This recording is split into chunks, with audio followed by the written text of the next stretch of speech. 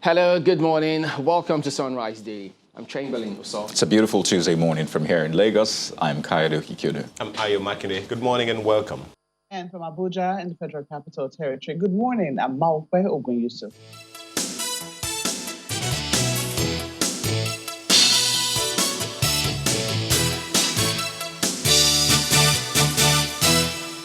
All right, welcome back. Well, yes, we'll start off talking about COVID-19. And why not, in light of all of this that is coming through from the WHO, chloroquine, transmission of the virus after a certain number of days. We've got two gentlemen to see they could help us shed some light on this matter. We need a lot of light and not heat, I might add. First of which is Dr. Muhammad Balogun, who is a resident advisor to the Nigeria Field Epidemiology and Lab Training Program of the African Field Epidemiology Network. Oh boy, that can be very tricky. Good morning, Dr. Balogun. Thank you for joining us today on the program. Thank you for inviting me. Okay, now help us shed some light on this matter. First, we'll get the news. WHO is saying, look, we have to halt the trial of hydroxychloroquine for the treatment of COVID-19 because of the risks that are involved in it. And then before that time, there were people, of course, were of the impression that, look, we needed help, rightly so, but they didn't think it was going to be at risk as much. That's why lots of people latched onto, even though they were advisories. But from your perspective, having seen, I'm sure you must have also gone through and seen it, gotten experiences from people who may have used it. What's your analysis of this decision? Okay, so let me just provide a brief background.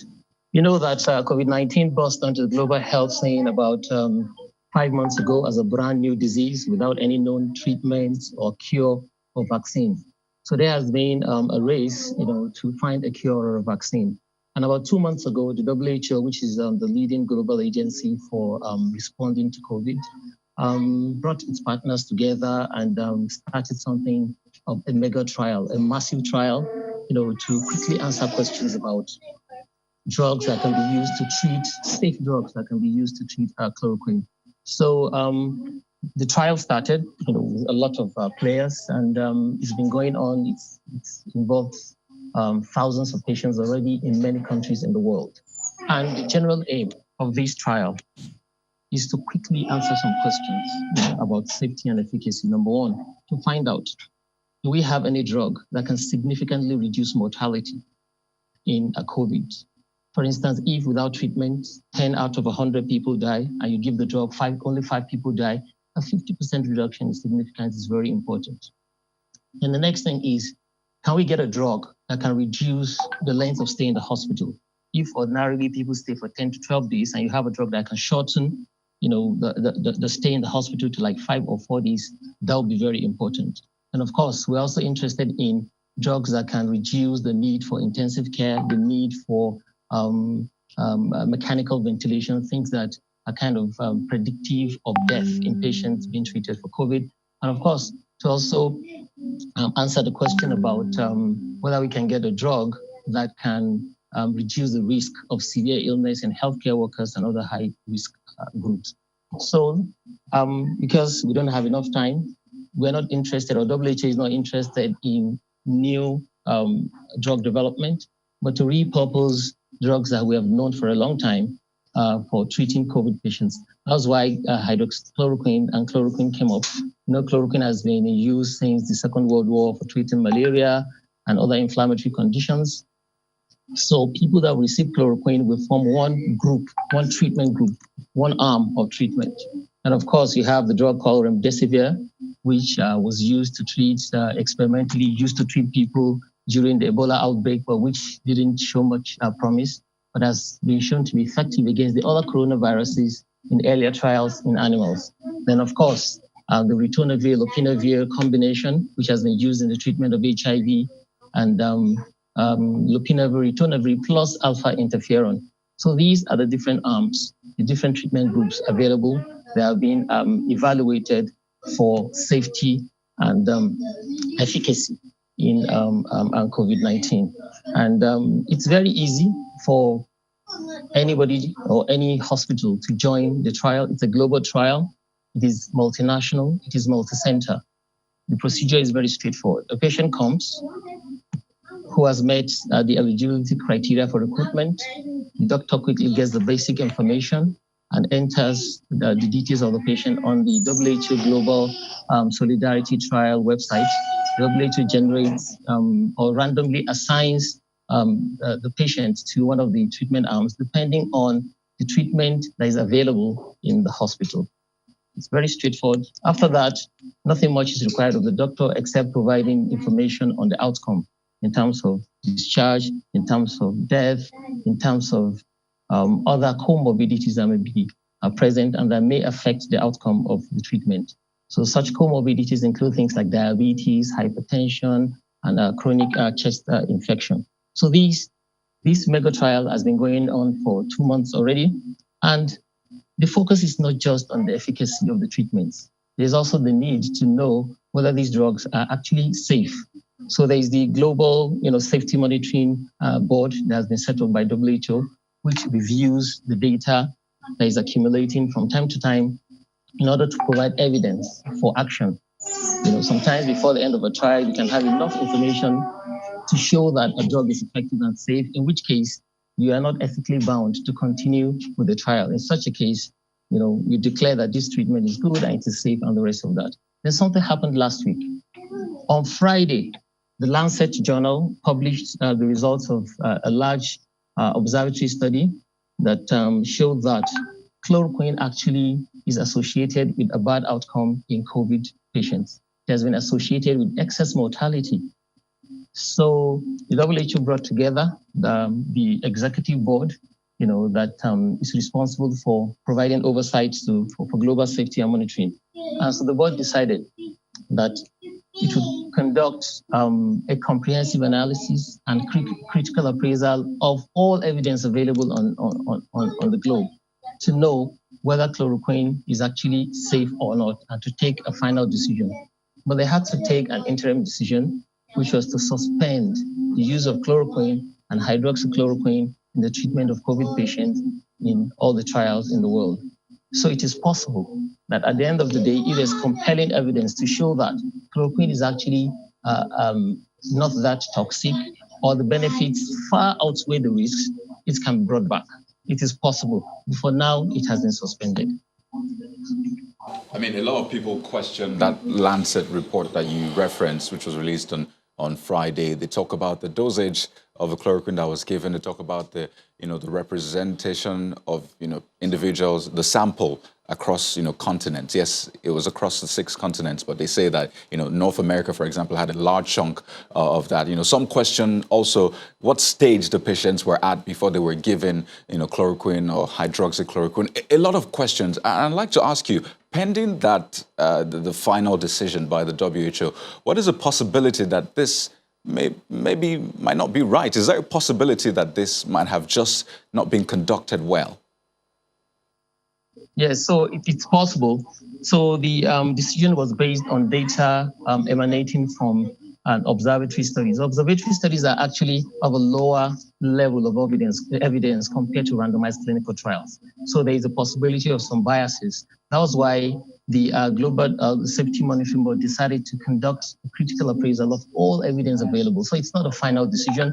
It's just a cautionary step.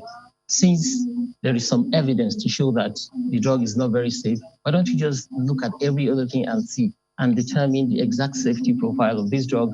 Look at all the different subgroups, people that started treatment early, people that started treatment when they were already bad. Is there a difference in outcome? Are there other things? Is it safe for people with hypertension, but not safe for people in diabetes? So these are, the niceties of the analysis that needs to be conducted before a final decision can be taken. So it's not the final verdict yet. So you have different groups of patients. The outcome among white people may be different from among Black people, among young people, old people. So you have all different characteristics of patients that can affect the outcome or the relationship between a drug and the treatment. So it's not a final decision yet. Like I said, if there's still compelling evidence to show that chloroquine is indeed safe, and even if it's for a particular group of people, it can be brought back for use in the trial. and probably for subsequent approval as the standard of care in patients with COVID-19. When that report came out, a lot of people thought, wait a minute, the same chloroquine we've used, I mean, almost all of us used chloroquine at some point growing up for malaria. Yes, hydroxychloroquine is a refined version of that. So on one hand, the WHO says we're suspending it, but then they also say that these drugs can be used for malaria still. So looking at those two statements, I mean, what do you make of it? Yes, so I've told you that there's a special kind of relationship between the drug and disease pair.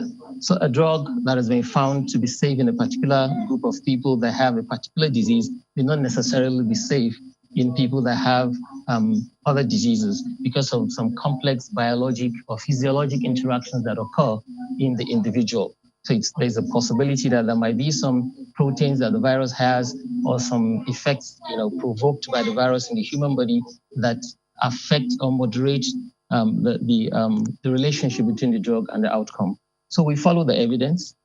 This is the age of evidence-based medicine. It's what we see, what we observe that leads to the decisions or the actions that we eventually take. So there's a possibility, even amongst people with, even in malaria treatment, some people have untoward effects. Some people have cardiac arrhythmias. It's been documented. So it's not as if it's perfectly safe even in malaria. It's generally very safe. But even people with malaria, some show some untoward effects. Some people can't use chloroquine. It can be prescribed for some people. So you have these, variability in terms of the response of sick patients to a particular drug. So the great advantage we have this time around is generally the safety profile of these drugs is known. But in this specific situation, we need to be a bit more careful. We need to keep our eyes peeled and be looking out for those untoward effects so that we can be sure that we are giving the best to the patients at the end of the day. Dr. Mohammed Balogun, thank you very much indeed for your time this morning. But there are several other matters which we'll take up with you much later. Thank you very much. All right. So we also do have Dr. Emeka Anozie, who is a public health physician. He joins us from our studios in Abuja. Good morning, Dr. Anozie. Thank you for joining us today. But let's get your impression of this part of what Dr. Balogun did talk about, the decision by the WHO to hold trial of hydroxychloroquine for COVID-19. Yeah, good morning, Chris and Chamberlain, and thanks for having me on the studio today. Like my colleague mentioned, it was an interim decision and it's based on the evidence before. And like you would agree, even before the Lancet study, which was released on Friday, there had been several other studies conducted in the States and in other parts of the world, which clearly showed that hydroxychloroquine had some issues with safety, maybe not so much with efficacy, but in terms of safety, that was a major concern. And it's not entirely new. Even before now, chloroquine and its, the similar equivalent, hydroxychloroquine, even in the treatment of malaria, like my colleague pointed out, has been known to have some untoward effects like cardiac arrhythmias, and generally has not had a very safe profile in use for treatment with patients with certain kinds of heart conditions, patients with diabetes, patients with psoriasis. Incidentally, we know that it is this same group of patients with underlying conditions that are at a greater level of risk of developing severe illness on account of COVID-19. So here we are on the one hand, group of people who generally have a condition for which there's a higher level of contraindication to hydroxychloroquine, are the same set of people who are at risk of developing severe illness and potentially leading to mortality. And having this same group of people receive treatment from a drug that has, even previously before now, been shown to demonstrate some concerns around safety and, to some extent, efficacy, shows that it was not a surprising outcome, really. And I think perhaps at this point, with the this finding from the WHO Solidarity Trial, maybe it's time to look elsewhere, because clearly my suspicion is that eventually a final decision will be reached to halt its use and thereafter no longer have it as an option for the management of patients with COVID-19. But there's something that you said now, and you said it twice, even though the second time you said it kind of contradicted the first time you said it. You said that hydroxychloroquine is, the issue with it is safety, not as much of efficacy. And then the last time you mentioned it, said maybe a little bit of challenge with the efficacy. Please clear the air on that.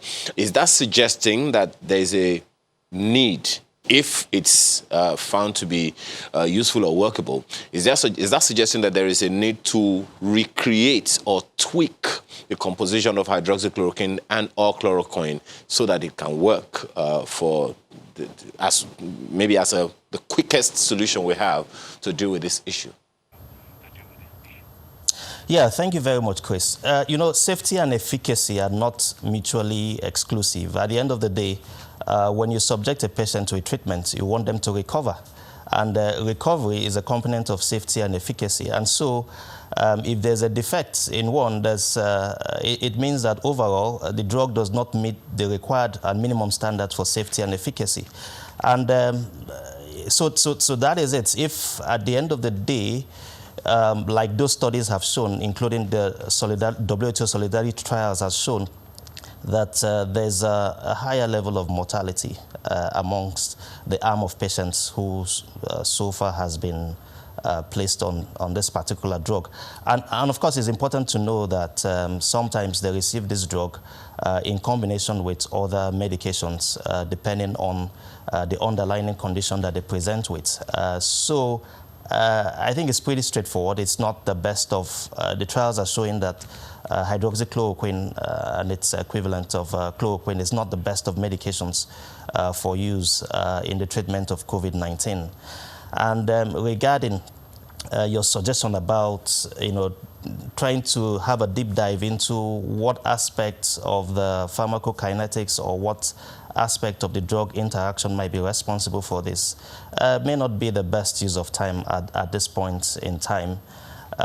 It's, we're in a race against time, and every single day, we observe around the world, deaths are being recorded every single day. So it's, I guess maybe the option might be to look at what else is out there that we can subject to the same level of scrutiny and see if, there are other anti-malarials, and to perhaps, in line with your question, to state that the anti-malarial effect is what is of interest here. And perhaps maybe that might be an indication to look at what other anti-malarials are out there that can be subjected to a similar kind of trial, and to see if they have a better safety and efficacy profile. Speaking about transmission of symptoms, what is it that you have found? Because today they said that, after 11 days, you will not be transmitting any more symptoms, and many just wonder, wait a minute, well, that wasn't the case previously. What have you observed about that? Okay, well, we keep learning every day. COVID-19 has been with us only 5 months globally. That's a much less time compared to other disease conditions for which extensive studies and research have been carried out. This particular finding by a group of researchers in Singapore comprised only about 73 patients, and I think it is too premature to come to any form of conclusion about that.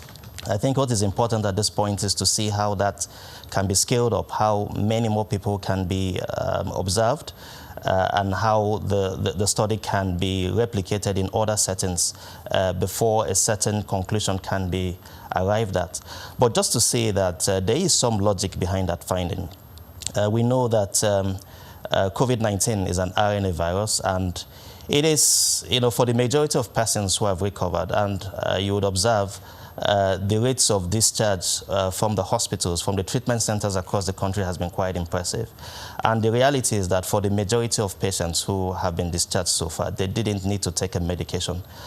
Some of them, even as early as 7 days after the onset of symptoms, they observed that symptoms had disappeared. For some others, they were probably asymptomatic the whole time. And this is the case for up to 80% of patients who come down with the condition. So there is a logic behind it. So it's not entirely groundbreaking, as it were. Viruses of that nature will wear themselves out. The body, in a human being with a normal immune system, it is expected that as the body develops antibodies to the antigen of the virus, in between 7 to 11 days, in some instances 14 days, for the majority of persons, the symptoms will disappear. And as this study is pointing us to, the individual may at that point no longer be infectious. So this has implication as to how perhaps COVID-19 patients are managed in the country, considering that from the reports you shared earlier, we have about 5,400 and something active cases. And you would know that across the country, the isolation capacity is about that same number, a little over 5,000. And so we are really at our wits' end with respect to the ability to carry out institutional management of COVID-19. And the import of this study means that perhaps patients can be discharged home, earlier than is currently the practice if it is proven that, yes, they are no longer infectious after a certain number of days. And then what that means is that it's possible for them, for such patients, having been observed over that period of time, 11 days, for their managers to consider home management for the remaining period of their therapy. But like I said, it's good information. It adds to the body of knowledge and evidence that is out there. But certainly, given the number of persons who were involved in that study, there is certainly a need to see if that same conclusion is arrived at when we have a larger pool of people, and of course across several settings around the world. Okay, well, I mean, NCDC has since revised the policy guiding releasing patients rather than testing them. Showing being negative twice. They say if it's once now, you can go home. But if you could respond to this one in less than 60 seconds, what will be your advice, maybe the most important thing that we should do if the government was to ease the lockdown? Yeah, the most important thing to do if the government was to ease the lockdown is to expand the capacity and opportunities for treatment of COVID-19. At the moment, I think there's need to kind of like devolve that responsibility to all tiers of the health sector, primary, secondary, and to some extent tertiary for people requiring critical care. So far, we've recorded as a country over 8,000 cases. We know that the numbers will keep rising. We have 200 million persons. And at the moment, the current model of care will be challenged if we continue to see the spate of increases. And so we have to find a way of normalizing the treatments in such a way that the same way you go to a hospital and get treated for malaria, you can go to a hospital and also get some form of therapy or advice, because for majority of people, you don't even need a drug. So, but you need some form of clinical consultation. You might need follow-up to be sure that you don't develop a severe condition. And so it's, easing the lockdown would mean many more cases, and it could be exponential. And so we also have to, in a similar manner, exponentially increase the opportunities and options for management. And I do believe that that can be explored, and that would create an opportunity to cope with the likely increases of new infections. Now, we cannot stop new infections, but what we can at least manage to do is to reduce the mortality rate. The current case fatality rate is 3%. Yeah, which is quite impressive. But there are some countries out there who are doing much less than that, 1% and even lower. So we should have our eyes on that, on the case fatality rate, and find a way of reducing that. And one option is to significantly increase the options of management, Right. and see how it can be normalized, We- the right, Dr. current Anoje. institutions who provide care We do thank you for your can time be this part morning. of the response. And we hope that we'll Thanks, take all of Chamberlain. that on board. So thank you once again, Dr. Emeka Anoje, public health physician. We will be back and turn our attention to a different matter entirely. Don't go away.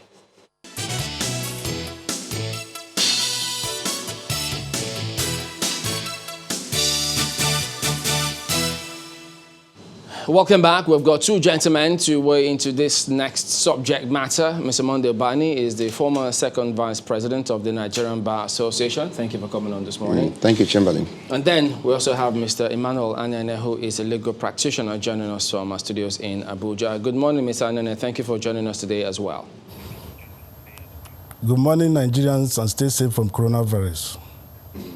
Okay, yeah, interesting one there. Okay, but the presidency seems to be taking this a step further. We're talking about the Executive Order 10 of 2010, because it's reported today that, look, if you withhold legislature, judiciary cash, you lose your allocation. FG warning governors now. So who knows how the governors respond to it. But this executive order that has been signed by the president, I know there was some reference to something similar previously. You've written about that. You think this is a good step to take. But legally speaking, there are those who have picked holes in this. Why do you think this is right legally? Well, I think it was last year I was there when the implementation committee, presidential implementation committee was set up. And then they made a recommendation, and we were very happy with that recommendation. Already there has been a constitutional amendment that actually made provision for this issue of financial autonomy. And the governors then, I remember it was the Zamfara state governor who happened to be the chairman of the governors forum, who made a promise that the governors will actually comply with the provision of that constitution. But unfortunately, that constitutional provision has been observed in breach. And there is no way any serious-minded government will throw up its arms in the air and say there is nothing we can do about it.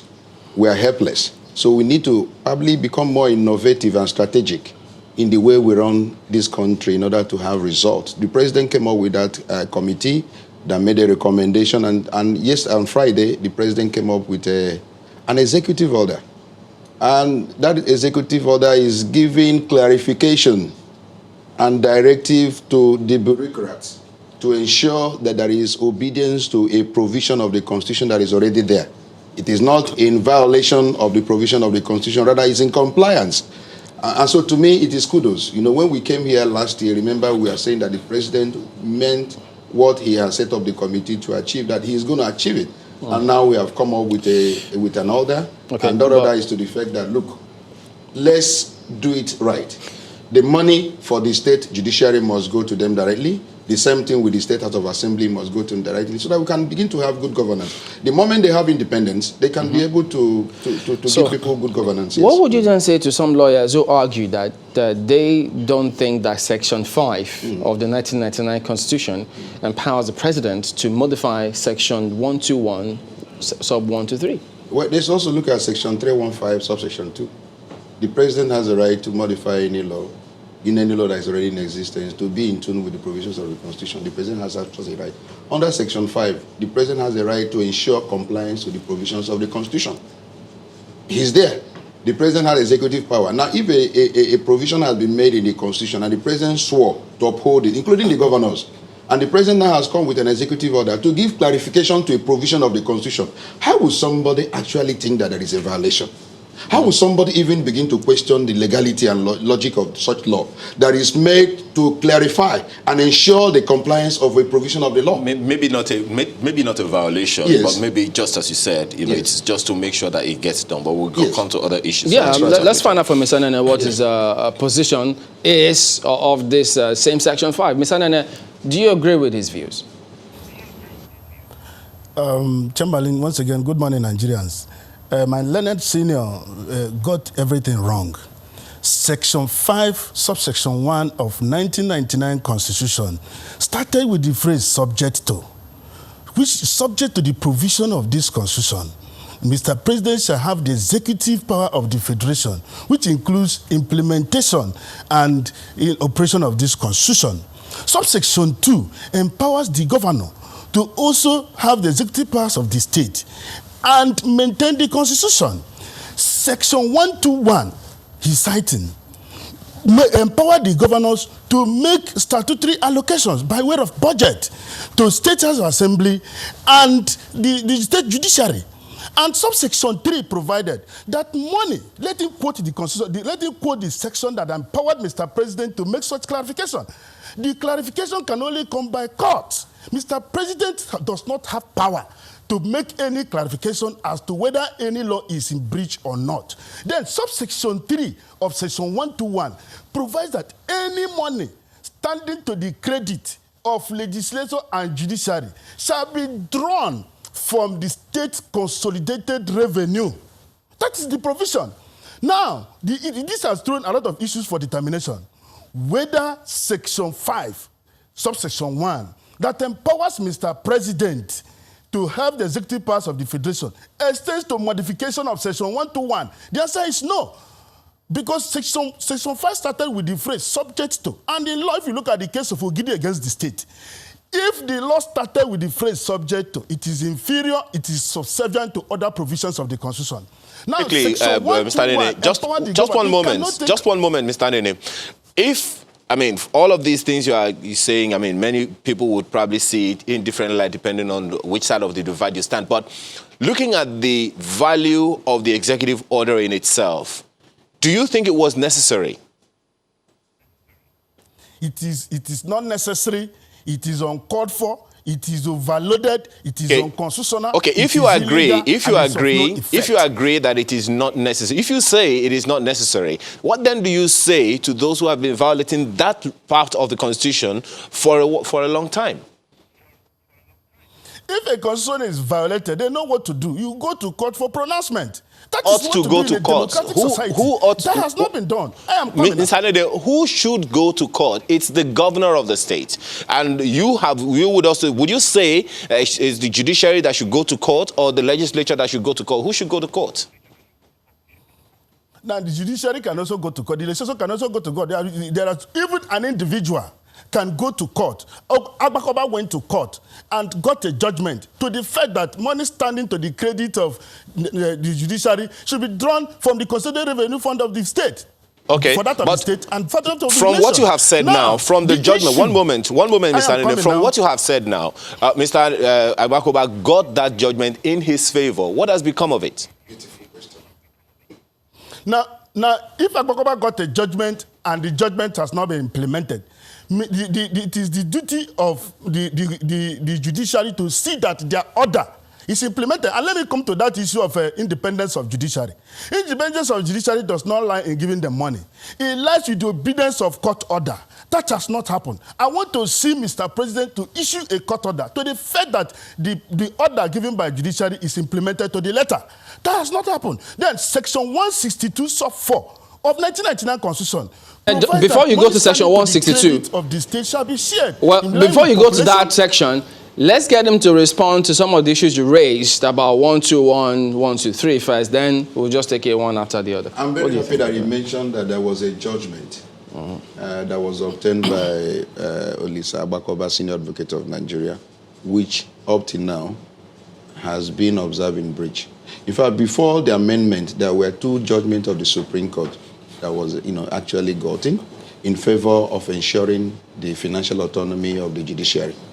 But as we said earlier, these things were observed in breach. So does that mean that... And that is the reason why the amendment was done by the 8th House, to specifically mention that any amount standing to the credit of the judiciary must be paid directly to them. Let me ask you... let me finish, sir. Just one moment. Was it necessary for the president to issue this executive? More than necessary. You see, as I said earlier, if over time there has been a provision of the Constitution and it is meant to be obeyed and it has never been obeyed, will it be right for us to throw up our hands in the air and say, oh, there is nothing we can do about it, if or we are helpless? The president said, no, we cannot be helpless. We must move this country forward. Yeah, but you know, and the president now came up. Let me see if I understand both of you. By setting up a committee. We'll get to that point, but I think there are two things both of you are talking about. Yes. The necessity of taking certain actions to ensure things are done properly. Beautiful. And the legality Beautiful. of those actions. Yes. Two different things. Yes. Exactly. Under presidential system, which we imitated from took from the American system, the president issues executive order. In fact, I don't know how many. During Obama time, it was several executive orders. What is the meaning of executive order? If a law has been enacted and the executive is supposed to execute, that particular law, it comes with an executive order, giving it to the bureaucrats to ensure compliance with the law. It is only when the executive order violates the provision of the law that is a problem, or it's not a lawmaking process. So executive order is allowed in presidential system. Section 121, which you mentioned, says was talking about, 1211, the governor shall cause to be prepared and laid before the House of Assembly at any time before the commencement of each financial year, estimates of the revenue and the expenditure of the state for the next following financial year. He talks about the powers of the state executive to take certain actions. I read the executive order. The executive order says that the act of budgeting is still resident with the State House of Assembly, who will prepare a budget that will cover that of the State House of Assembly and that of the judiciary. Yeah, but he's saying that now that is a state executive function. That the federal cannot tell the state how to allocate your money and who to pay. It is not true. The federal must ensure compliance with the Constitution. The Constitution says it's the governor that lays before the State House of Assembly the budget for the year. And the executive order made reference to it that every year, the issue of budget of the judiciary, the issue of budget of the State House of Assembly must be laid before the State House of Assembly. It's only when a governor refuses now to release the money to these arms of government directly that the Attorney General now will now give a directive to the Accountant General to now withdraw that money as source and send to them. But meanwhile, there has been a budget passed by the House for that year that covers the two arms of government. Do you get me? I want you to get it right. It's not as if the federal government now prepares the budget for the state. No, that's not the issue. But there's something Chamberlain asked now I'd like to ask Mr. Anene. What do you have a problem with in this matter? Is this the necessity of the legislation, of the executive order, or the legality of it? Before I go to that question, let me clarify section 121 subsection 3. I want you to ask my learned senior direct. The section 121 subsection 3 provided that the money standing to the credit of State House of Assembly and State Judiciary shall be drawn from which particular account? It's Consolidated Revenue Fund of the state. He did not say deduct at source. These are the issues. And he said there's no infringement. I wonder how there can be more infringement than this. He said deduct. Read the section for him. Deduct from the Consolidated Revenue Fund of the state. Now, Mr. President, by executive order, empowered the Accountant General of the Federation to deduct from Consolidated Revenue Fund of the Federation. That's Federation account. These are two different things. And you're talking that, and you're saying there is no infringement. And which law empowered Mr. President to authorize Accountant General of the Federation to deduct money meant for state at source? Let's respond now, what you're saying is this. If there is a budget implementation... let him respond to you. Don't you want your response anymore? You asked Please go ahead. As I said earlier, with the executive order, it authorizes the states to pass their annual budget that covers all the arms of government, executive, judiciary, and State House of Assembly. They pass it, maybe for the year, the judiciary will have 10 million. That of the House of Assembly will have 10 million. That is the budget from the state, passed by the state for all the two arms of government. Now, the federal government says, we are now watching to see that all the two arms of government get their money directly as passed by the budget. But if he finds out that at any point in time that there is non-compliance, they are not getting their money as passed by that budget, then the Attorney General now authorizes the Accountant General, because you will come to the monthly allocation to collect the money that belongs to your state. That this man, there is already a budget passed for State House of Assembly or Judiciary, but he did not give this money to them directly, then he withdraws that money and send to them. Are you following me? Because it is your money, you have already passed the mind you have already passed the budget. The question the question he is asking is, does the federal government have a right to legislate on state governments. What legislation are you talking about now? There is already a provision of the Constitution. So maybe, hello, sir. There is no legislation. There is already a legislation. There is a constitutional provision says this is what should apply. Maybe then the problem is not whether or not that is happening, is whether or not it is being complied with and who should enforce it. Exactly. Now I'm saying that somebody must enforce it. Somebody must ensure, and the president owes that duty that the Constitution must be enforced as provided in the Constitution. There is nothing wrong with it. Yeah, but he's part of what he also raises. Yes. Now, that section which you mentioned about giving the accountant general to deduct those monies. Yes. I think at some point he made reference to section 162. Yes. Does the president have the power to you direct guys are not following. general? You see, this is that there is already a budget passed by the state. There's no problem. Granted, the yes. governor has already laid a budget and said this is what belongs to the judiciary, this is what belongs to the state house assembly and to the executive, and passed. And then you now watch whether there will be an implementation, because the governors do not implement it. So if you now fail to, the president owes onerous duty as the president of the country to ensure that there is a due compliance with the provision of the Constitution by saying, if you now fail to, if you now come to collect your allocation, then we will deduct that money that you have already passed as budget for those two arms of government, but which you have failed to implement, and we are going to give it to them directly. What is wrong with that? Okay. Is there anything wrong with that? Mr. Anyene, anything wrong with that? Yeah, Chamberlain. You see, my learned senior misconstrued the law. The essence of federalism or presidential system of government we are practicing is not a father and son relationship. Neither is it a daughter and a mother relationship. That demonstrate if you get money from Salah or from Christmas, this is where you are going to put your money. There is no provision like that. It is an aberration to a constitutional democracy. Now, what is running away from is the fact that budgetary provisions resides with the state governor. State governor makes a budgetary provision and says XYZ money shall be drawn from consolidated revenue fund of the state. Now, federal government is watching like him, like a father and son relationship, and said, no, you must put this money to the judiciary. If you fail to put it to the judiciary, then we'll now go to Zenith Bank to pick money and pay them. And he said there is nothing wrong with that. And I asked him a question. What is the difference from consolidated fund of the state, consolidated revenue fund of the state, from consolidated revenue fund of the federation? He has not answered it. And another question that you should answer is this. Executive order is not a law. Executive order is just a rule, a directive to where he can direct. If you read section 5, subsection 1 of 1999 Constitution, Mr. President maintains the Constitution to the extent of the law passed by federal government, National Assembly, not the law passed by the state executive, not the law passed by the State House of Assembly. This is not what he's talking about. Now, you ask me whether is it the legality or the desirability of the law. Now, both of them are there. We are trying to decentralize power. We are trying to go to the federal system of government, stricto sensu. Now, it is not a unitary system of government. It's only in a unitary system of government that the center supervises the state. Under federalism, the center has no power to give directive or to monitor the state where they will put their fund to. Okay, look at the part of that executive order number 10. It provides that within 3 years,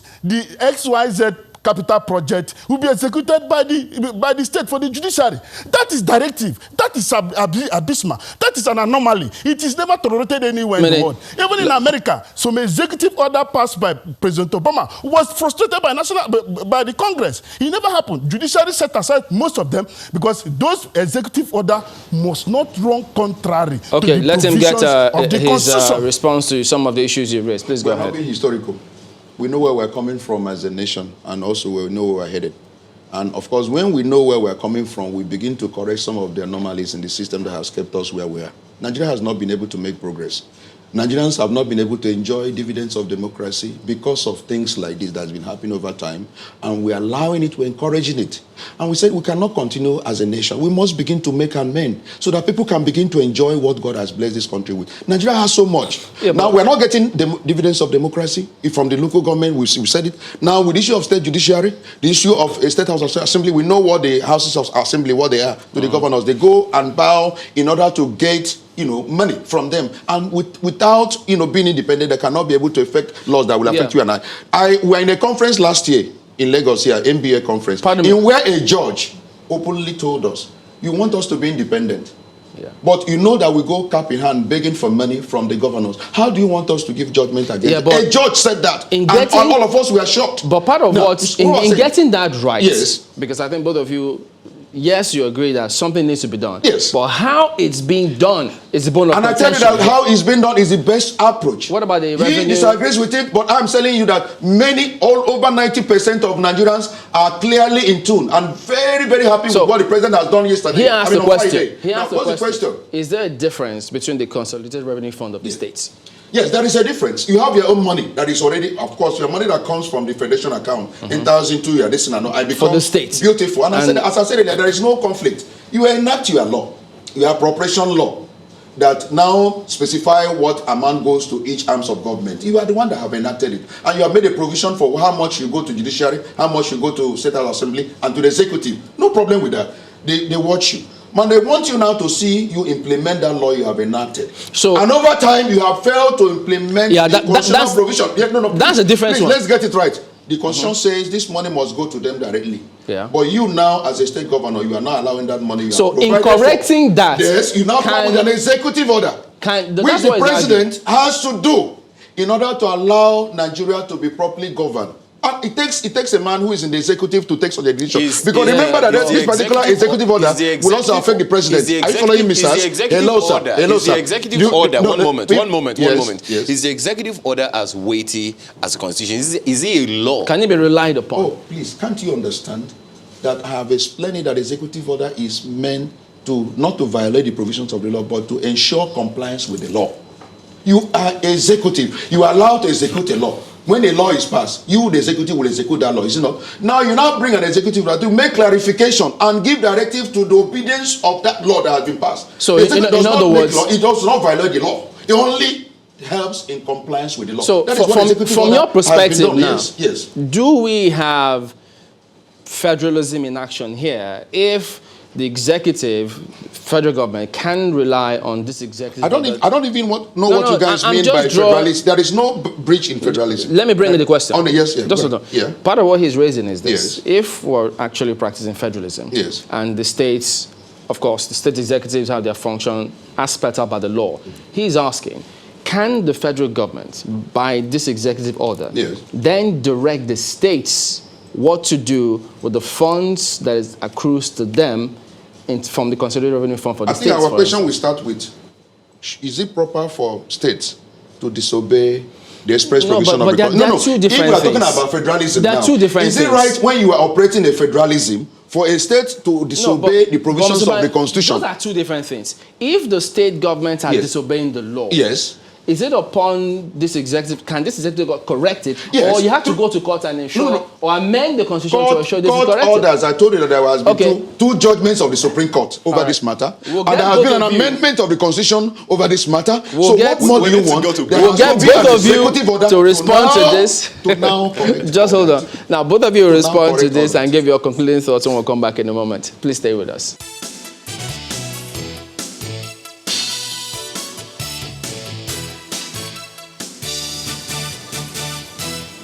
All right, welcome back. I hope you're not going to waste any time. Send us your comments via email or Twitter to us. Let us know your position or what you think of the subject we're discussing today. Now, gentlemen, there is a challenge. Legislature and the judiciary have to have funds from first line charge in order to ensure that they are independent. Now, Mr. Nene, what do you suggest be done to correct this? Yeah, Chamberlain, thank you once again. Before I get to that question, I have to correct an impression. My learned senior asked a question. Is it proper for the state government to disobey court order? And I want to put the question back to him. Is it also proper for federal government, the presidency, to breach court order? Is it also proper? Now we're talking about the courts in this sense. We have Federal High Court. Is Federal High Court truly independent in the sense of it, even when the fund is coming from the federal government? The answer is no. Is our judiciary independent? The answer is no. What will orchestrate judiciary independence is when you remove intimidation, when you remove blackmail, when you remove arm twisting. That is when, and when judges who want to live up to the bidding, to the responsibilities of their judge, a court of competent jurisdiction will give a court order, and the federal government violate it with impunity.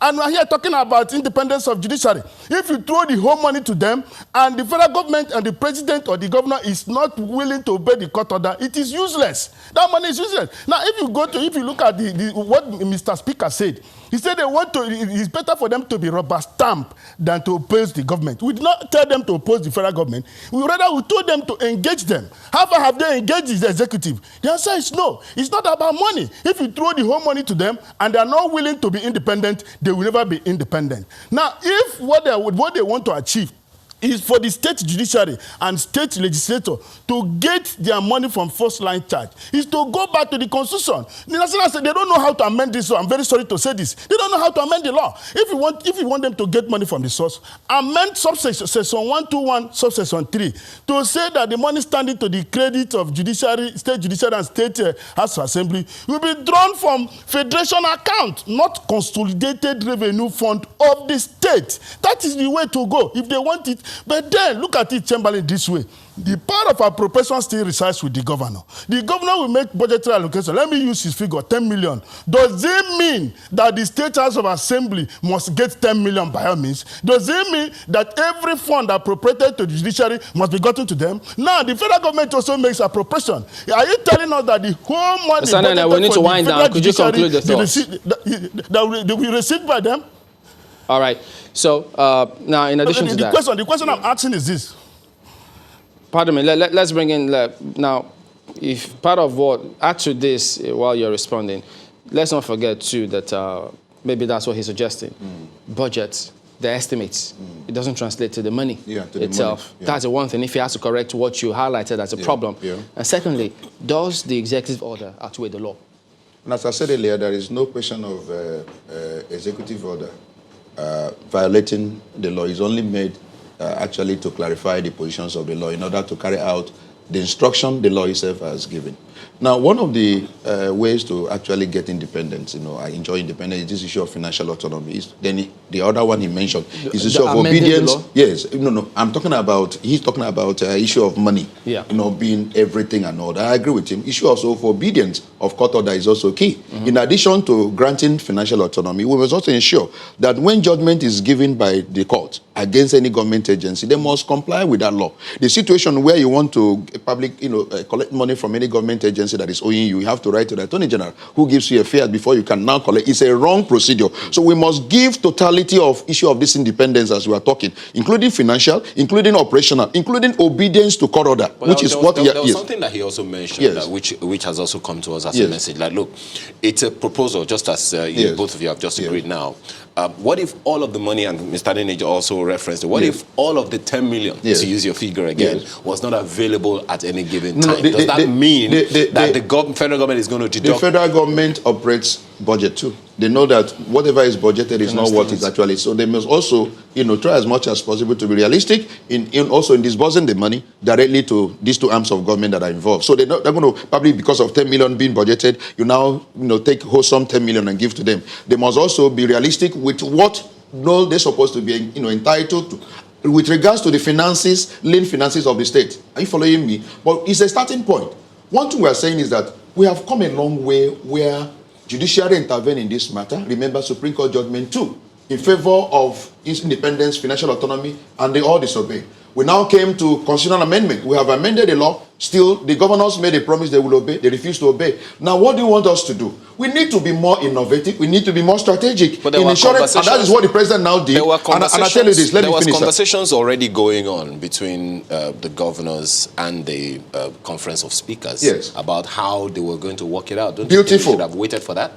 So the speakers, yesterday I read all of them, they were so happy with this particular law that has been, the executive order. And I'm sure no governor will be interested in going to court over this because they will want to comply with the provisions of the court. So they should work out the modalities, how this is going to actually affect, the entire, system for the benefit of the citizen. What we're saying is that we must try and obey the Constitution. We cannot keep on making laws in this country that, is actually observing breach. And that has been the provision with this law. So to me, it's kudos to the president. Let him keep on doing. Let him attend to issue of local government autonomy, issue of contract award system, and so many issue of this voter security vote. I want the president to attend to all this. By the time he closes all these loopholes, the president is going to leave a legacy that all of us will remember him by.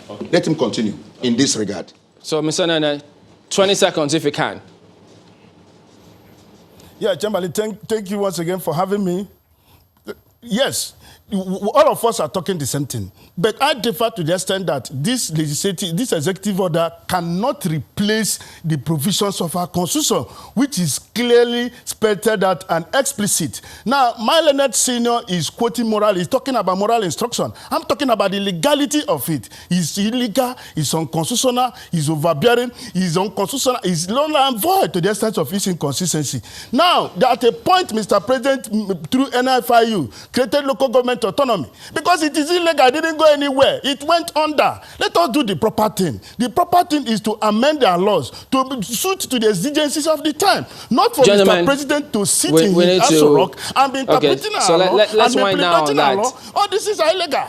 Okay, thank you very much indeed, Mr. Emmanuel Onanene, legal practitioner. And then we also did have Mr. Monday Obani, who is a former second vice president of the NBA. Gentlemen, thank you both for coming on today. My pleasure. Thank you. All right, so we will be back in a moment and maybe talk a little bit about money.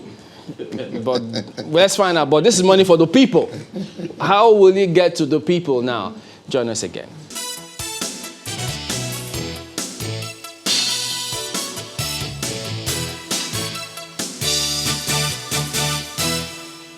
Well, in the middle of all of this, we just finished talking about the legality or otherwise of money. Now let's talk about getting the money to where it ought to be. Of course, there have been talks in the past couple of days about Nigeria's GDP and all of that, how it's going to affect things going forward. We have the reports from the first quarter, what's going to happen, from now until the end of the year. We have the chief economist of NECA, Olushola Ayodele, joining us this morning. Thank you so much for your time. Well, NECA has already alluded to the fact that the reality, the truth or veracity of the figures released by the NBS for the first quarter will be verified in the second quarter and going forward. How did you arrive at that, and how do we mitigate whatever hits we may get? Okay, for us in NECA, we believe that, yes, the lockdown started in Lagos by 25th March, thereabouts, before the federal government also imposed the 6 weeks, the two weeks, thereabouts. So for the first 3 months of the year, that the first quarter, we believe that, yes, nevertheless, that the economy is still in full blast, and we had this 1.87 growth. Based on what the reality on ground with the lockdown, shutdown of the economy, looking forward, if that could be the trend in the first 3 months, going forward, we believe that in this next 3 months, closing by June, that definitely there could be, if the economy is not revived, a downward or a contraction in the economy. What do you mean revived? Okay, we are currently in Lagos, Ogun, and Federal Capital, a partial or is on a lockdown, which means that the sectors are doing virtually like a 20 to 25 of their capacity due to the heat.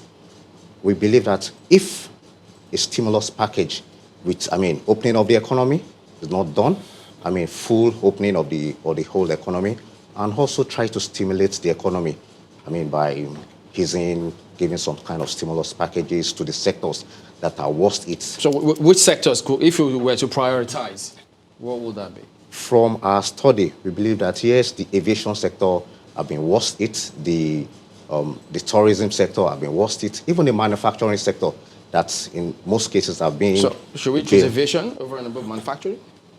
I won't prioritize in that way, but we believe, from our study, we believe that it came out that the tourism sector, the aviation sector, in some cases even the retail, because yes, people are not coming out to buy unless the little ones that do online shopping thereabout.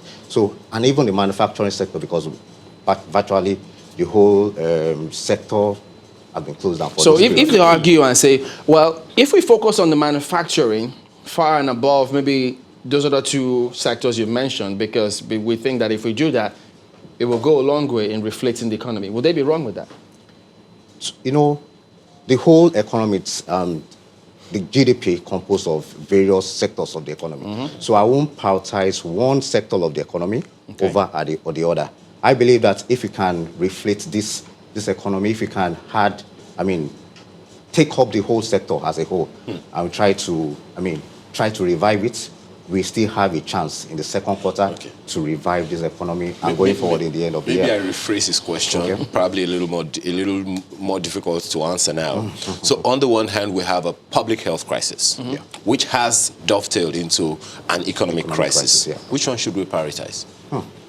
I think it's a two. I mean, we can't leave the health because if people are not alive, I mean, who will revive the economy? Okay, so good. the two need to. We need to. Is there any such thing as balance in this case?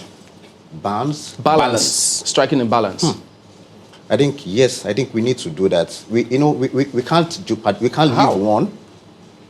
We can't salvage one because of the other. The two we need to go pari passu in balancing both the health and the economy. Very good. Now, if we are to reflate the economy now, essentially, I mean, given the peculiarity of the health crisis, we can't just go all out and replay the economy 100% at the time. Agreed. So the question my colleague is asking is, if we are to prioritize reopening the economy, how should we go about it? Great.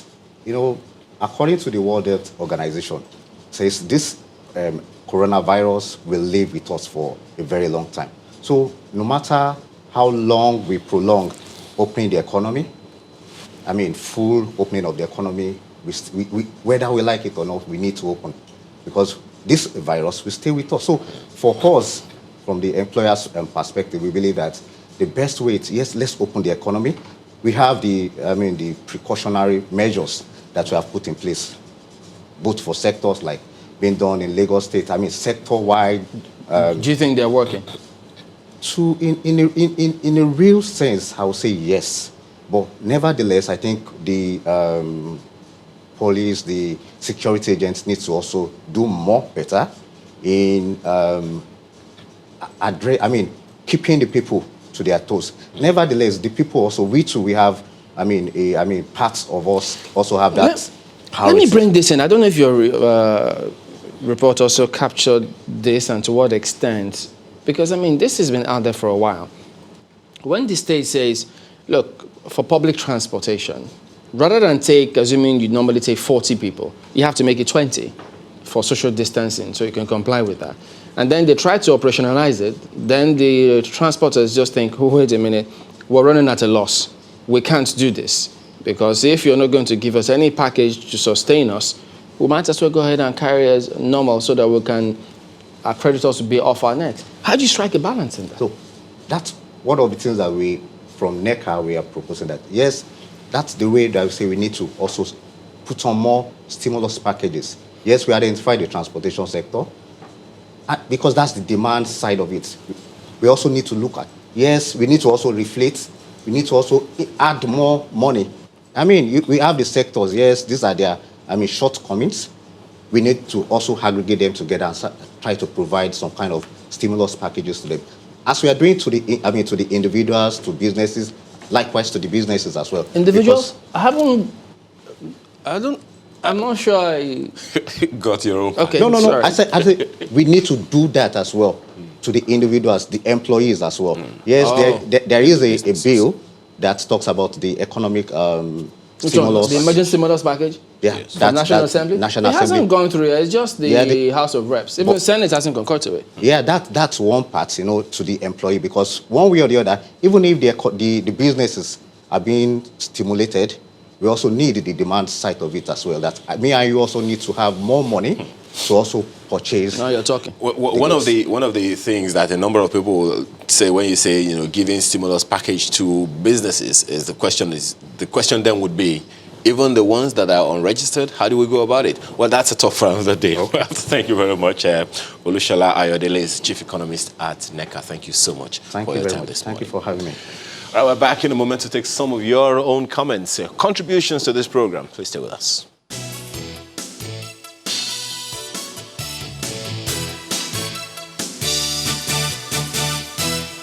Wow, welcome back. Take a look at some response from you now. This one is coming through from, it says Honorable Isioma Efiana. Enough of rubber stamp legislature in our state houses of assembly. Well, that suggests it supports the executive order's action. Take a look at this one from Adenike Sala saying, Wow. Well, that's another form of wow. It says, wow. The studio is hot this morning. If no one knew what an executive decision was before now, I'm sure they know already. Well, wow. Executive order. Yeah. Okay. Datiri Sam says, honestly, I don't understand the ambiguity in the Executive Order 10. Whether pundits like it or not, the present constitution doesn't reflect true separation of powers. So I support restructuring. I don't know. The constitution does, to a large extent, whether or not it is executed, I guess that's the issue. Markwe? And this one is from Joseph Dari, who says, why will a governor run his state finances contrary to the budget? Our federalism is not normal from the onset, and as such, we cannot have a normalized approach in checking it. I support PMB's executive order. It's a step to moving forward, even if it's not the best. Okay, well, this one, I think you skipped this one. I thought it was Don Moen. But it's Bach and Moen Music Academy, okay, but what, double F, says, look, the good thing about this executive order is that it is a starting point. Now, the state governor know that the era of being in charge of the other two arms of government is over, very close to over. So EFCC should watch out for the governors and Swiss accounts. Lion Kayege's tweet is quite interesting. It says, Mr. Monday is convincing us, while Mr. Emmanuel is confusing us. I mean, maybe you're speaking for yourself.